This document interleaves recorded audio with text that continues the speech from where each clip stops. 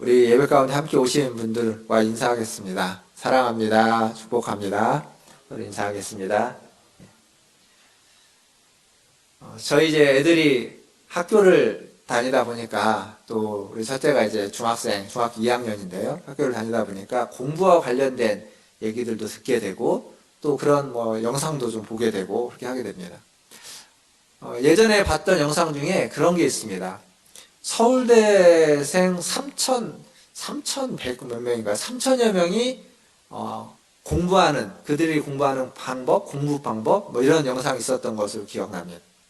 근데 그 내용이 뭐였냐면 그들은 어떻게 공부하냐면 그 강사가 이제 그걸 얘기를 해주는 건데 막 열심히 외워가지고 무슨 막 이것저것 찾는 것이 아니라 어떤 내용이 있으면 그 내용을 외우기보다는 이렇게 보면서 왜 이 내용이 그런지, 왜라는 질문을 자꾸 던진다고 합니다. 강사의 강의를 떠올려 보면 수요와 공급이라는 그런 어떤 사회에서 나오는, 경제에서 나오는 그런 거 있을 때 왜 수요가 수요라는 건지, 공급은 왜 공급인지, 그래프는 왜 이렇게 내려가고 올라가고 이렇게 X자로 되는지, 자꾸 이게 왜라는 질문을 던져서 그 왜를 찾아가면서 공부를 한다고 합니다. 그게 그들의 공부법이었다는 거죠. 그러니까 왜라는 질문을 던져서 그 내용이 가지고 있는 본질을 꿰뚫어 가는 것, 외우지 않아도 그렇게 본질을 꿰뚫어 가다 보면 그것이 자연히 학습이 되고 공부가 된다라는 것을 강조했습니다. 근데 이 왜라는 질문을 사실 우리는 별로 좋아하지 않습니다. 누가 무슨 얘기를 하는데 왜라는 질문을 자꾸 던지면 이게 뭔가 따지는 것 같고 꼬치꼬치 캐묻는 것 같습니다.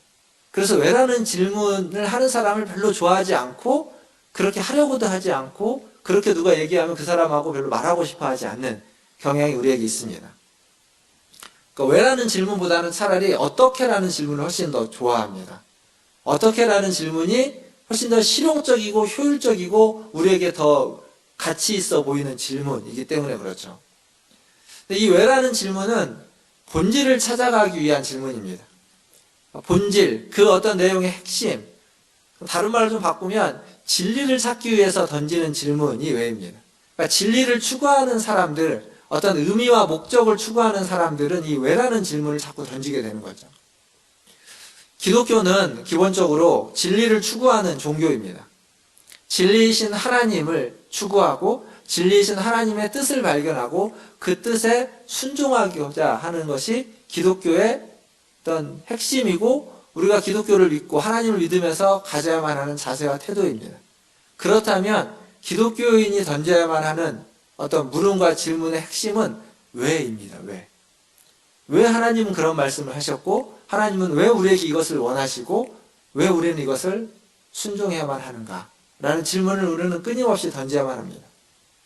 근데 안타깝게도 한국교회 성도들만이 아니라 전 세계의 많은 교회들 속에 이 왜라는 질문을 그렇게 많이 던지지 않습니다.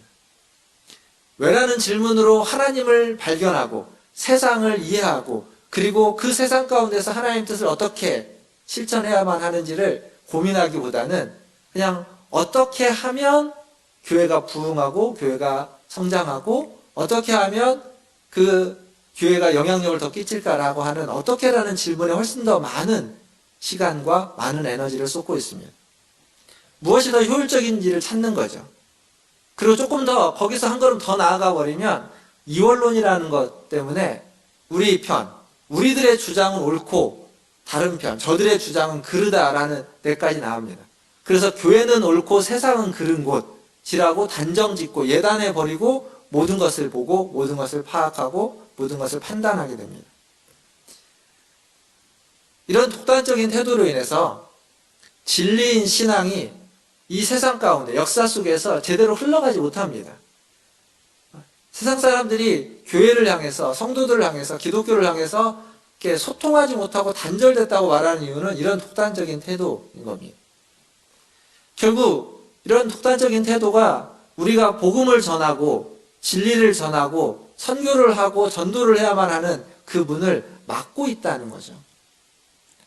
그게 우리의 가장 큰 문제입니다. 바울은 지금 로마서를 쓰고 있는데 로마서 1장을 쓰고 있습니다. 근데 이 로마서를 보면 바울은 왜라는 질문을 굉장히 심도 있게 던지고 있습니다. 특별히 지금 우리가 보고 있는 1장 18절부터 3장 20절까지 1장 16절, 17절에 복음에 대해서 이야기를 하고 갑자기 그 복음의 내용인 이제는 하나님 율법 외에 하나님의 한 의가 나타났다고 하는 3장 22절, 21절로 가지 않고 18절부터 3장 20절까지의 내용이 굉장히 어두운 내용을 쓰는 이유는 그 외라는 것을 더욱더 깊이 있게 파헤치기 위한 바울만의 포석이고 바울만의 구조입니다. 근데 이게 생각보다 읽어내는 것도 쉽지 않고 별로 그렇게 우리가 좋아하는 내용들이 아닙니다. 왜냐하면 타락에 대한 이야기이기 때문에, 인간의 죄성, 죄상에 대한 이야기이기 때문에 쉽지 않습니다. 우리 지금 그 내용을 보고 있죠. 하나님의 진노라는 주제로 인간이 얼마나 타락했는지 지난주부터 살펴보고 있습니다. 왜 이런 내용이 필요할까요? 그냥 인간은 모두가 죄인이다 이 한마디 하고 넘어가면 되는데 왜 이렇게 장황하게 길게 많은 내용들 여기다가 담아놨을까요? 그건 우리가 처한 현실이 얼마나 비참하고 우리가 처한 현실이 얼마나 어둡고 우리가 처한 현실이 얼마나 악하고 타락되어 있는지를 우리가 깨닫게 하기 위해서입니다. 그걸 깨달아야만 복음이 얼마나 가치 있는지를 알 수 있는 거죠. 사실 이건 바울이 살고 있었던 시대의 죄성, 죄상을 기록한 겁니다. 그 시대의 죄의 모습들입니다. 우리 시대가 아닙니다. 지금 시대가 아닌데 근데 가만히 읽다 보면 그들의 죄악된 모습과 지금 우리의 죄악된 모습이 별반 다르지 않습니다. 그러니까 죄악된 모습은 이 죄성은 시대를, 문화를, 지역을 뛰어넘어서 영향을 끼치고 있다는 것을 볼 수 있습니다. 특별히 여기서 꼭 우리가 짚고 넘어가야만 하는 부분은 뭐냐면 지난주에 봤던 말씀, 우리가 읽었던 본문은 아니지만 21절에 보면 하나님을 알되 하나님으로 영화롭게도 하지 않고 감사치도 아니하는 자들에 대한 이야기를 합니다. 그러니까 이 죄악상은 하나님을 모르는 자들을 대상으로 한 모르는 자들의 죄악상을 뽑아낸 것이 아니라 하나님을 아는 자들의 죄악상들이라는 겁니다. 즉 하나님을 안다고 하는 우리들도 여기에서 예외가 아니라는 사실입니다. 우리는 이렇지 않다. 우리는 하나님을 알기 때문에 괜찮다가 아니라 바울은 하나님을 아는 자를 아는 너희들도 똑같다라고 지금 지적하고 있다는 거죠.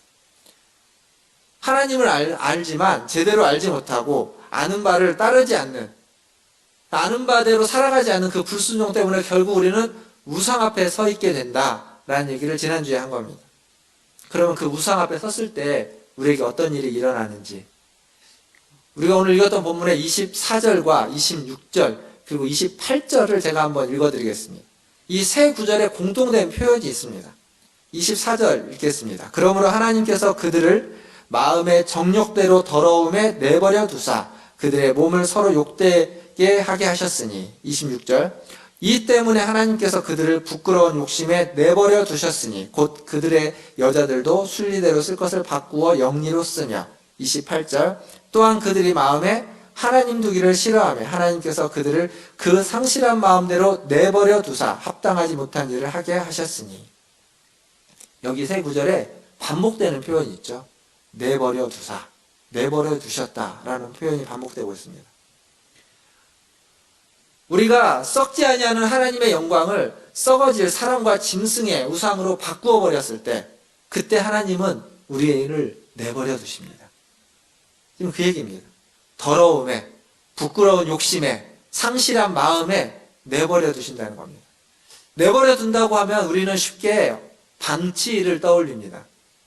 이런 거죠. 부모가, 어린 부모들이 아이를 낳았는데 게임한다가 아이를 방치해 둡니다. 그래서 그 어린 아이들이 너무 오랫동안 방치되어서 먹지 못해서 심지어는 죽음에 이르는 일들도 종종 방송에 나오곤 합니다. 뿐만 아니라 연로하신 어른들을 그대로 그냥 홀로 방치해두는 일들도 가끔씩 나옵니다. 그러니까 이런 것들을 우리가 떠오릅니다. 분명 이런 방치도 엄청난 결과를 초래하긴 합니다. 그러나 지금 성경이 이야기하고 있는 내버려 둔다라고 하는 건 이런 방치의 의미와는 좀 다릅니다. 이 헬라어로 파라디돔이라고 하는 이 말의 원래 뜻은 방치라는 의미보다는 넘겨주다라는 뜻입니다. 넘겨주다. 무엇인가를 내어주다라는 의미입니다. 넘겨주고 내어준다라는 뜻의 단어입니다. 이 단어가 구약에도 쓰였고 신약에도 쓰였습니다. 오늘 저는 약간 좀 성경 공부 같은 느낌이겠지만 구약에는 어떻게 쓰였고 그리고 그것이 무엇을 의미하는지, 그리고 신약에는 어떤 경우에 쓰였고 그것이 무엇을 의미하는지를 좀 찾아보면서 오늘 말씀을 이어가 볼까 합니다.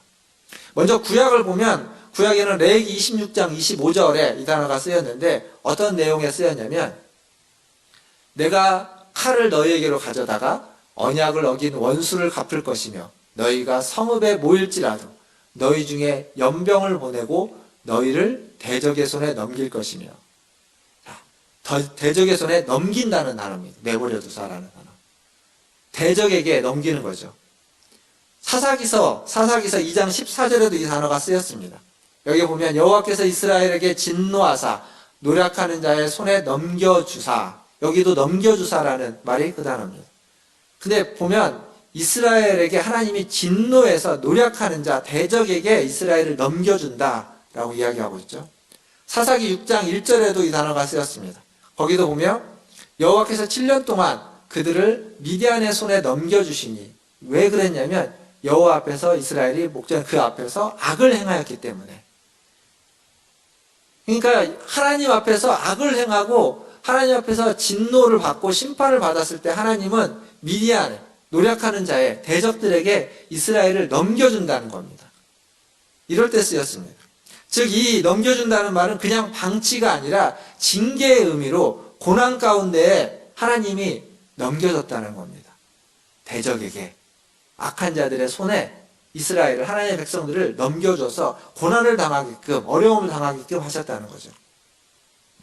이 내버려 두심은 그래서 하나님의 진노, 하나님의 심판, 하나님의 형벌의 의미를 갖게 됩니다. 그 결과라고 이야기할 수 있습니다. 하나님을 따르지 않는 자, 하나님의 자리에 썩어질 우상으로 그것을 대치한 자들에게 하나님이 주시는 형벌이 내버려 두는 겁니다. 넘겨주는 겁니다. 그들에게, 그 우상에게, 그 악한 자들에게 넘겨주는 거죠. 인간이 스스로 하나님을 거부했기 때문에 하나님 앞에서 인간이 쫓겨날 수밖에 없다라는 겁니다. 그것을 지금 말해주고 있습니다. 그 결과로 지금 바울이 아까 24절, 26절, 28절 세 번 내버려 둔다고 이야기하고 있는 세 가지 증상들을 얘기하는 거죠. 더러움에 내버려 두사, 부끄러운 욕심에 내버려 두사, 상실한 마음 그대로 내버려 두셨다. 이게 뭘 의미하냐면 부끄러운 더러움에 내버려 뒀다는 건 인간의 정욕을 따른 더러움이라고 성경이 이야기하고 있습니다. 그래서 서로를 욕되게 하는 겁니다. 서로를 욕되게 하는 것. 이거 그냥 어떤 정욕 혹은 성적인 욕됨도 포함되는 거지만 인간은 본질상 하나님의 형상으로 만들어져서 존귀한 자입니다. 존엄한 존재들입니다. 그런데 이 인격과 이 존엄함을 함부로 짓밟는 것, 욕되게 하는 것입니다. 그러니까 무엇이든 어떤 사람이든 인격이 있고 존귀함이 있습니다.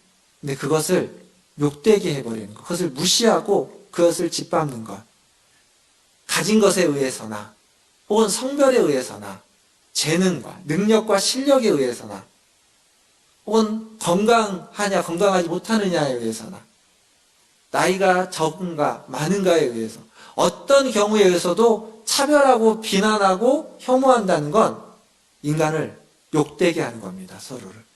그게 바로 이런 겁니다. 더러움에 내버려 두는 것, 그래서 욕되게 하는 것, 그게 하나님의 심판의 모습입니다. 지금 우리가 보고 있는 이 세상 가운데 사람을 향해서, 그 사람이 어떤 사람이든 그 사람을 향해서 혐오하고 비난하고 차별하는 것, 그게 내버려 두는 겁니다. 욕되게 하는 것. 두 번째로 생각해 볼 건 하나님께 쫓겨난 인간은 진리를 거짓으로 바꾸어 버립니다. 순리대로 쓸 것을 영리대로 쓴다라고 이야기하고 있습니다. 그래서 서로를 향해서 음욕이 불릴 듯 일어나고 남녀를 구분하지 못하고 성욕을 채우려고 하는 모습들, 그게 부끄러운 욕심에 내버려 두셨다라는 두 번째 26절에 있는 이야기입니다. 대표적으로 이 시대에 표현되고 있는 동성애가 그것이겠죠. 그건 로마 시대에, 바울이 살았던 그 로마 시대에 가진 자들, 힘이 있는 자들, 기득권자들에게 팽배해졌던 일들입니다. 근데 그 로마 시대에만 팽배했던 것이 아니라 로마보다 훨씬 더 이전인 더 고대 시대에도 그랬고, 그리고 로마 시대에도 그랬고, 지금도 마찬가지입니다.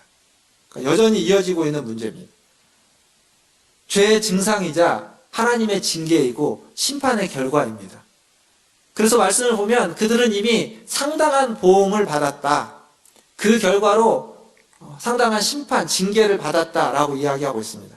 그것 자체가 징계인 겁니다. 거짓을, 진리를 거짓으로 바꾸고 순리를 영리로 바꿔서 쓰고 있는 것, 그것 자체가 징계이고 심판이고 형벌이라고 지금 바울은 이야기하고 있습니다. 그리고 또 무엇에 내버려 두셨냐면 상실한 마음대로 우리를 내버려 뒀다라고 이야기하고 있습니다. 상실한 마음.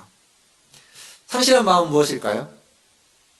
상한 심령, 이런 걸까요? 하나님이 찾으시는 상한 심령. 그렇지 않습니다. 상실한 마음은 하나님이 찾으시는 상한 심령이 아니라 하나님으로부터 멀리 벗어나 있는 마음. 하나님으로부터 가능한 멀리 떨어지고자 하는 마음.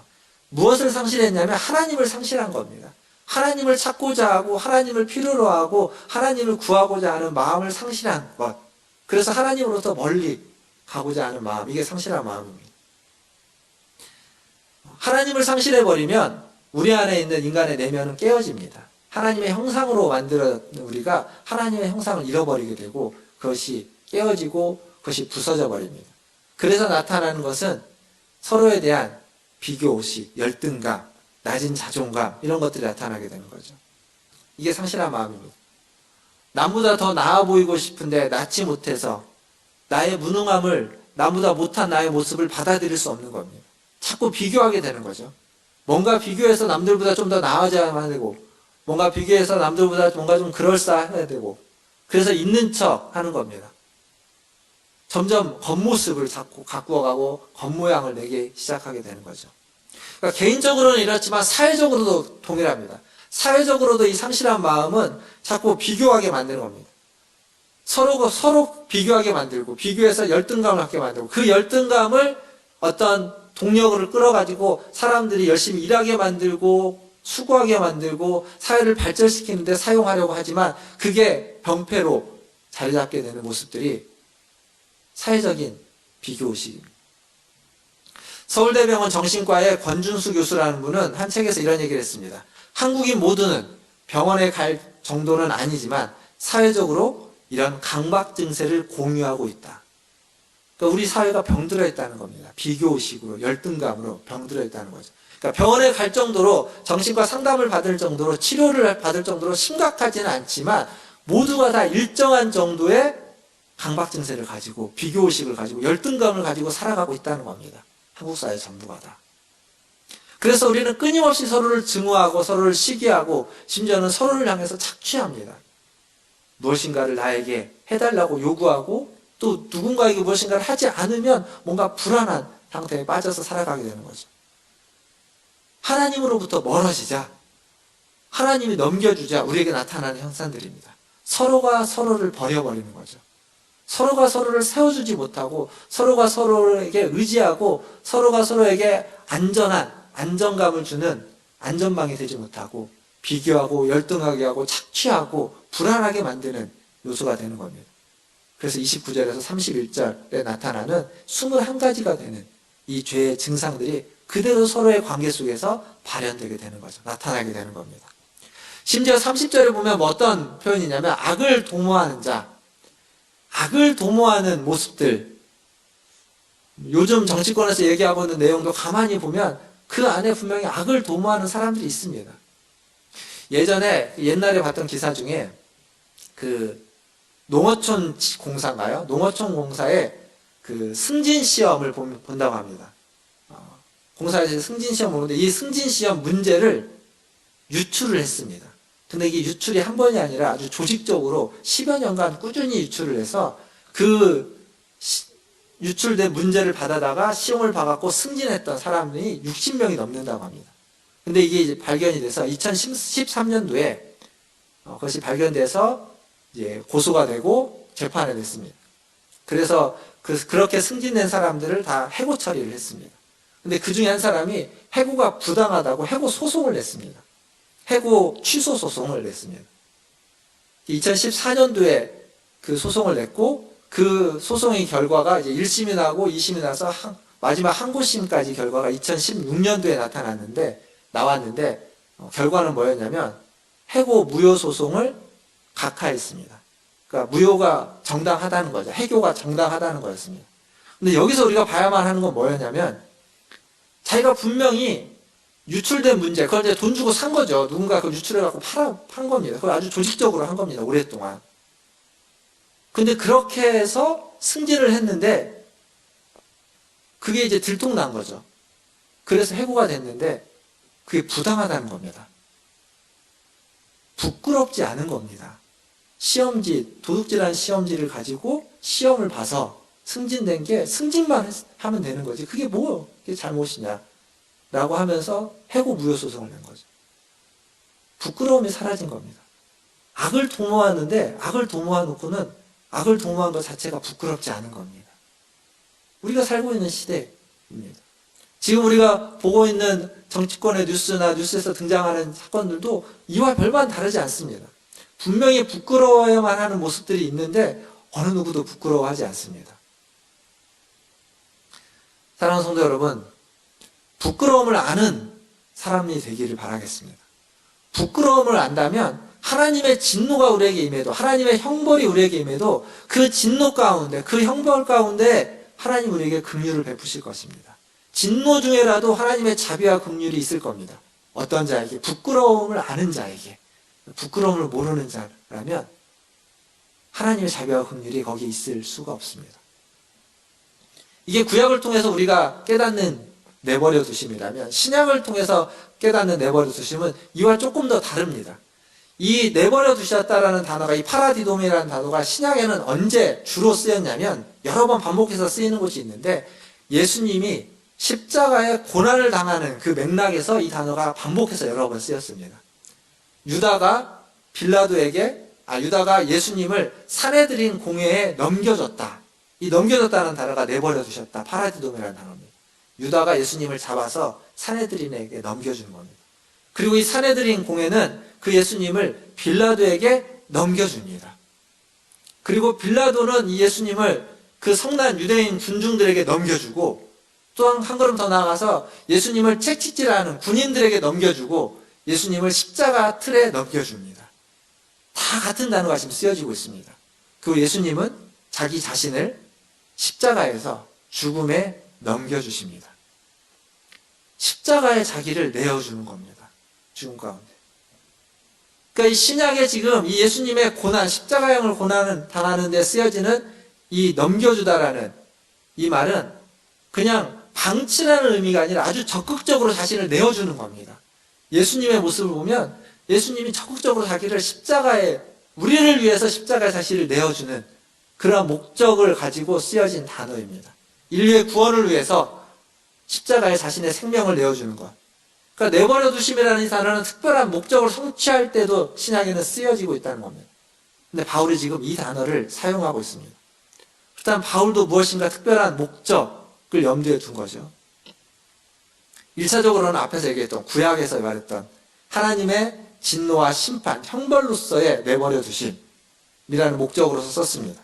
그러나 또 하나의 목적은 예수님의 고난을 통해서 우리가 발견할 수 있는 것처럼 하나님이 우리의 복음, 우리에게 주시는 복음으로 우리를 구원하기 위해서 그 구원이 무엇인지를 알려주기 위한 목적을 가지고 지금 그 바울은 이 단어를 쓰고 있다는 겁니다.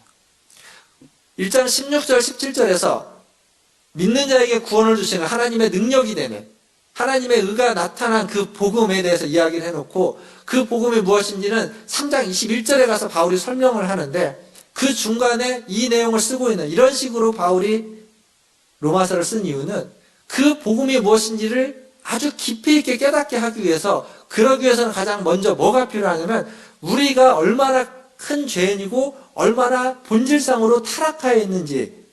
그래서 이 본문은 칼빈이 이야기한 인간의 전적 타락이라고 얘기하는 것의 대표적인 본문인데 인간이 모든 부분에 있어서 완전히 완벽하게 전적으로 타락했다라는 것을 바울이 알려주기 위해서 지금 이것을 쓰고 있는 겁니다. 그런 목적인 거죠. 이건 우리가 왜 이게 필요하냐면 그 이 죄의 증상들을 가만히 보면 약간 어떤 것과 비슷하냐면 약간 사기 증상과 중독 증상과 비슷합니다. 그러니까 사기가 뭐죠? 거짓말하는 거 아니겠습니까? 사기는 뭔가 그럴싸한 거, 거짓인데 그럴싸한 것을 가지고 만듭니다. 그건 이상한 것을 그럴싸하게 바꾸어 가지고 괜찮다고 보여주는 겁니다. 진리를 거짓으로 바꾸는 것, 순리를 영리로 바꿔버리는 것, 사기적인 모습들입니다. 피조물을 조물주인 것처럼 사기치는 거죠. 그게 우상숭배입니다. 그리고 중독은 중독증이에요. 무엇인가에 빠져서 불의에 악을 도모하는 것에, 그리고 음란한 것에, 시기하고 질투하는 그런 상실한 곳에 빠져가지고 나오지 못하는 겁니다. 헤어나오지 못합니다. 이 사기와 중독, 이것은 치유하고 회복하기가 굉장히 어렵습니다. 근데 이것을 치유하고 회복하려면 어디서부터 시작해야만 하냐면 내가 사기꾼이라는 것, 내가 중독자라는 것을 인정해야 됩니다. 근데 보통 사기꾼들은 자기가 사기꾼이라고 압니다. 사기꾼이라고 인정합니다. 근데 그 사기가 나쁘다고 생각하지 않습니다. 아니, 나쁘다고도 생각하는데 괜찮다고, 그냥 살기 위해서 당당하고, 그게 뭐가 그렇게 큰 문제라는 의식이 있는 거죠. 그게 문제라는 의식이 있어야 되는 겁니다. 중독에 빠져 있을 때 이 중독이 나에게 큰 문제라는 것. 내가 지금 여기에서 빠져나오려면 그것을 자각하는 데에서 시작하는 겁니다. 자각 증세가 없으면, 그것을 받아들이지 않으면, 인정하지 않으면 거기에서 벗어날 수 없습니다. 우리가 처한 현실을 인정하지 않으면, 우리가 처한 현실이 지금 어둡고 타락되어 있다는 것을 인정하지 않으면 거기에서 벗어나야 될 이유와 필요가 없는 겁니다.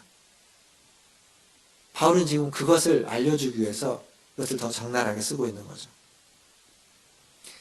인간의 더러움, 부끄러운 욕심, 상실한 마음 가운데 우리는 빠져있다는 것을 알려주는 겁니다. 그래서 하나님과 분리되어 있어서 거기에 빠져있다는 것, 하나님으로부터 멀어져 있어서 거기에 그 악한 가운데, 그 더러운 가운데, 그 부끄러운 가운데 매몰되어 있다는 것을 알게 만들기 위해서, 사형에 해당하는 일에 빠져있다는 것을 알라고 계속 바울은 이야기하고 있는 겁니다. 그래야만 비로소 복음이 필요하기 때문에, 그래야만 복음에 나타난 하나님의 의를 볼 수 있고, 그래야만 복음이 구원을 주신 하나님의 능력인 것을 깨달을 수 있고, 그래야만 복음을 통해서 하나님과 깨어진 관계가 회복될 필요를 알기 때문에 바울은 이것을 이야기하고 있습니다. 구약에 있는 예들, 신약에 있는 예들을 가지고 여기까지 왔습니다. 오늘 내용을 좀 정리를 해보면, 저는 지난주에 하나님의 진노를 이야기할 때 뭐라고 말씀드렸냐면, 하나님 우리를 사랑하기에 진노하신다라고 말씀드렸습니다. 즉 진노와 심판, 그 형벌이 우리에게 있지만 그것이 있다라는 건 우리가 사생아가 아니다라는 것이라고 말씀드렸습니다. 그렇기에 진노와 형벌이 있음에도 불구하고 감사할 수 있다라고 말씀드렸죠. 근데 아무리 감사하려 해도 사실 우리가 처한 환경과 상황이, 주어진 일이 진노와 형벌을 받는 일이라면 그게 그렇게 쉽게 감사가 나오지 않는 것이 인지상정입니다. 힘듭니다. 근데 여러분, 자녀들을 다 키워보셨으니까 아시겠지만, 자녀들을 키울 때, 자녀들이 잘못해서 자녀들을 혼낼 때, 자녀들에게 벌을 줘야만 할 때, 아주 큰 벌을 주고 크게 혼내야만 할 때, 그때 부모의 마음은 어떻던가요? 기분 좋은가요? 자녀들을 때려야만 할 때 부모의 마음은 그놈 잘됐다라는 그 마음밖에 없습니까? 그렇지 않죠. 맞는 자녀들 이상으로 아프고 안타깝고 답답하고 속상하고, 그런 게 부모의 마음 아니겠습니까? 하나님의 마음도 이와 다르지 않습니다. 분명히 진노하고 분명히 심판하고 형벌을 내리지만, 형벌을 내리고 있는 하나님도 아프시고, 형벌을 내리고 있는 하나님도 고통스럽고, 심판하고 있는 하나님도 안타까운 겁니다. 제발 안 그러기를 바라면서, 제발 거기에서 벗어나기를 바라면서, 그래서 이 하나님의 진노는, 이 하나님의 심판은 영원하지 않습니다. 내버려 두심은 영원하지 않습니다. 잠시 잠깐 내버려 두는 겁니다. 잠시 잠깐 그 더러움에, 그 부끄러운 욕심에, 그 상실한 마음 가운데 놔뒀다가 거기서 깨닫기만 하면, 기다리고 있는 거죠. 기다리고 있는 겁니다. 돌이키기만 기다리고 있다가 돌이키기만 하면 거기에서 얼른 건져내기 위해서 계속 바라보시면서, 아파하면서, 힘들어하면서 바라보고 있는 겁니다. 그게 하나님의 마음입니다. 그게 신약에서 보여준 예수님의 십자가형을 향한 하나님의 마음입니다. 우리를 향한 하나님의 마음입니다.